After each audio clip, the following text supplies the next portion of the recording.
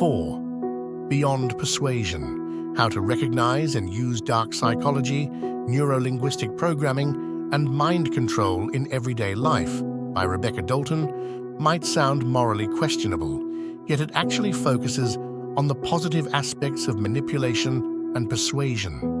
Rather than promoting unethical practices, it concentrates on aiding readers in recognizing dominant personalities and situations, empowering them in various settings, including the workplace, to enhance team motivation. This book extends guidance on identifying and managing manipulative individuals across all life domains, offering insights from both perspectives. To address ethical concerns, it includes a section on responsibly utilizing the techniques it presents.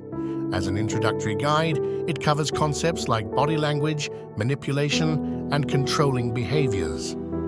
This makes it a suitable read for those new to dark psychology.